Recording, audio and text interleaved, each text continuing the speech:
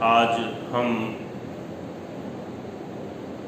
संस्कृत वाङ्मय का प्रथम ऐतिहासिक उपन्यास जिसे कहा जाता है शिवराज विजयम, उसके बारे में बात करेंगे। शिवराज विजय को हम कह सकते हैं कि संस्कृत साहित्य का यह प्रथम उपन्यास है। पंडित अंबिका दत्त व्यास जी ने इसे लिखा है और यह जो उपन्यास है वो हिंदू पदपादशाही के निर्माता संस्थापक महाराज शिवाजी के चरित्र को चित्रित करता है और इस उपन्यास में कुल 3 विराम और 12 निश्वास हैं।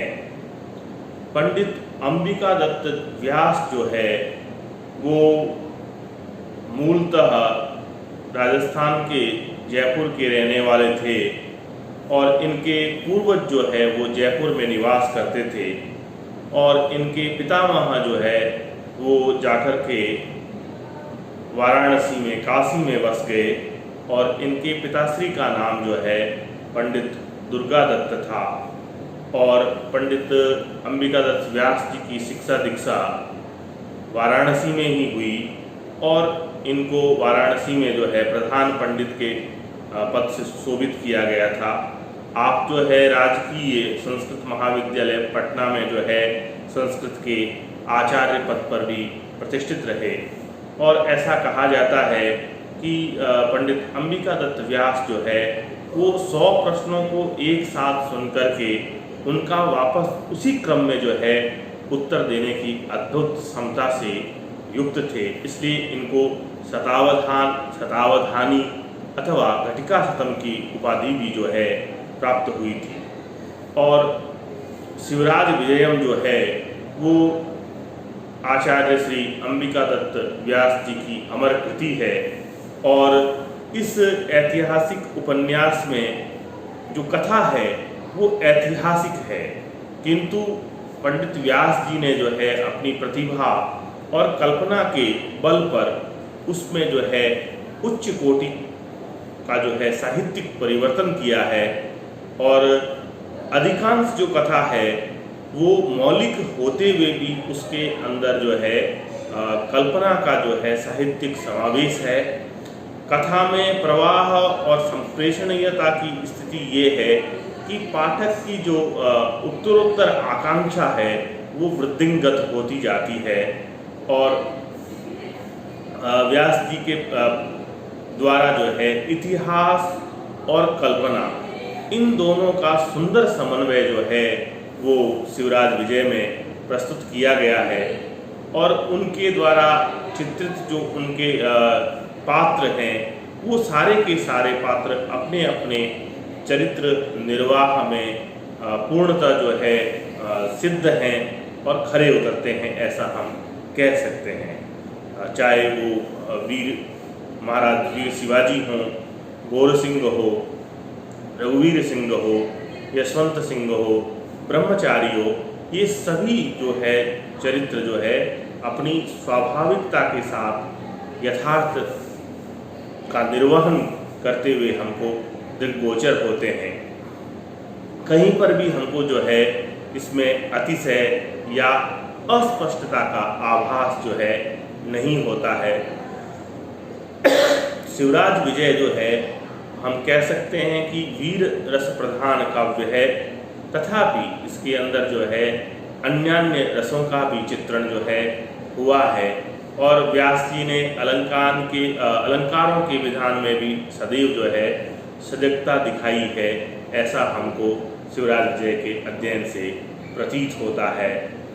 कहीं कहीं हम ऐसा कह सकते हैं कि वर्णन अधिक जो है अलंकृत शैली से युक्त हो गया है, लेकिन सब जगह जो है हम यह निश्चित रूप से पाते हैं कि कथा में प्रवाह है, भाषा में प्रवाह है और कथा और भाषा दोनों ही प्रवहनशील रहती है और जिसमें जो है पाठक की जिज्ञासा सतत बनी रहती है।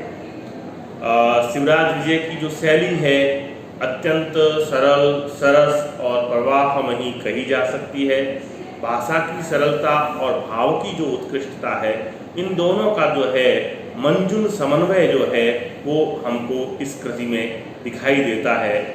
कवि जो है कथ्य को जितना ही सरल और सुंदर ढंग से कहा जा सकता है, उतना ही उसको सरल और सुंदर ढंग से कहने का प्रयास करता है और उसमें वह सफल भी है। शिवराज विजयम जो है भाषा और भाव दोनों ही दृष्टि से हम कह सकते हैं कि एक उत्तम कोटि का काव्य है।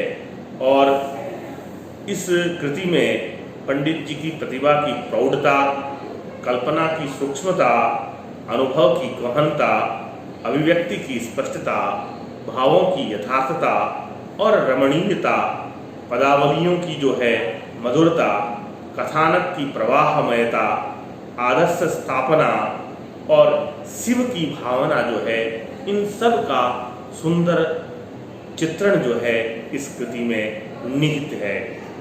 मनोगत भावों को पर हृदय संवेद्य बनाने के लिए भाषा जो है वो प्रमुख साधन होता है और भाषा की क्रमबद्धता या रचना विधान को ही संभवतः हम कह सकते हैं कि शैली कहते हैं।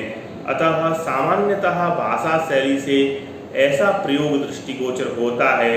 इस आधार के साथ में ये कहा जा सकता है कि काव्य में मनोगत जो भाव हैं, उन मनोगत भावों को मूर्त रूप प्रदान करने का जो है प्रमुख एवं सहज कार्य जो है वो शैली का है। शब्दार्थों सहितों काव्यम के परिप्रेक्ष्य में यदि हम विचार करें तो अर्थ काव्य की आत्मा है और शब्द जो है वो काव्य का शरीर है। जैसा कि आचार्य दंडी ने काव्यादर्श में कहा है, अस्त्यनेको गिराम मार्ग सूक्ष्म भेद परस्परम। इन भावनाओं के अनुसार जो है हम कह सकते हैं कि स्थूलतः शैली के दो भेद किए जा सकते हैं, एक समास शैली है और दूसरा व्यास शैली है। तो इन दोनों ही शैलियों का जो है उत्तम समन्वय जो है हमको शिवराज विजय में प्राप्त होता है।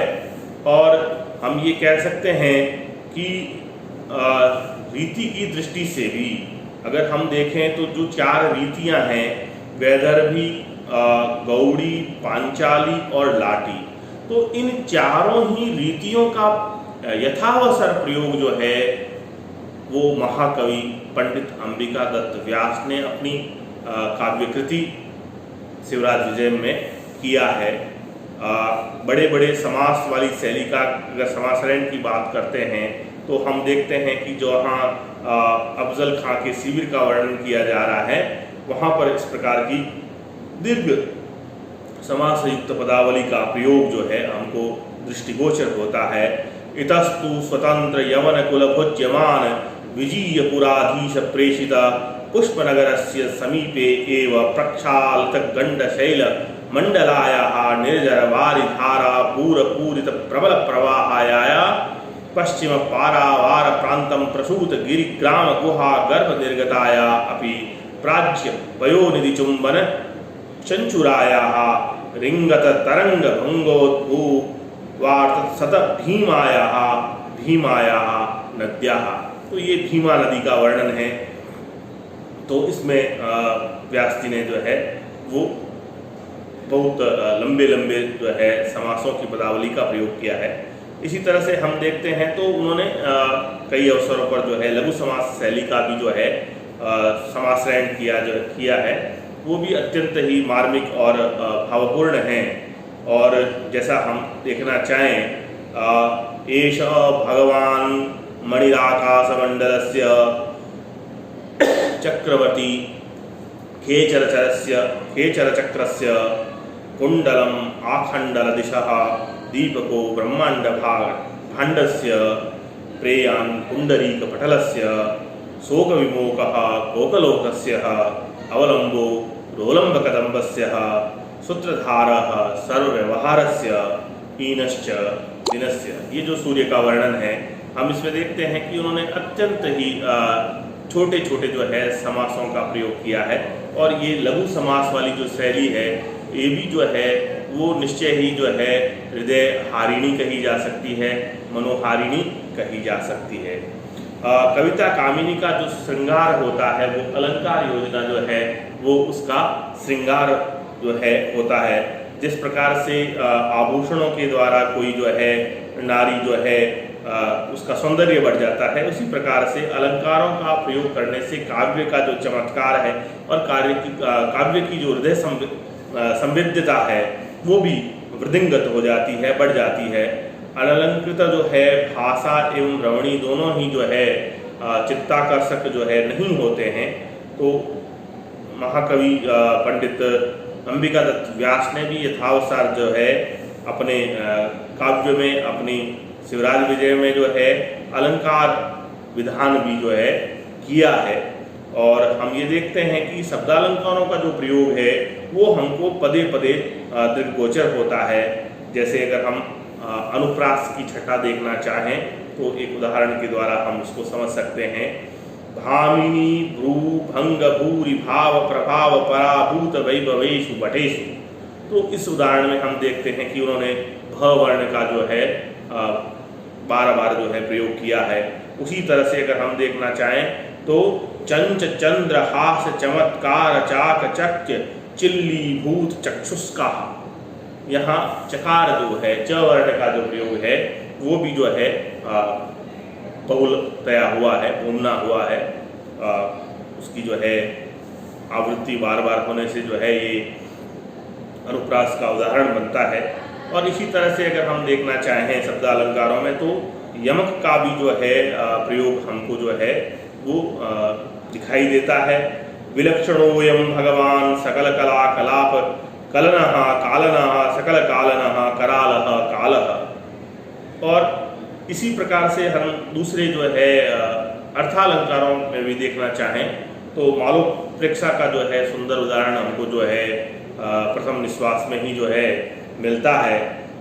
यथा जैसे कि हम देखें गगन सागर मीनेव मनोज मनोज्ञ हंसेव विरही निकृतेन रौप्य कुंत प्रांतेव पुंडरीकाक्ष पत्नी कर पुंडरीक पत्रेव शारदा प्रसारे इव सप्त सप्ति सप्ति पादच्युते राजहुरत्रे इव मनोहरता महिला ललाटेव कंदर्प कीर्ति लतांकुरे इव प्रजाजन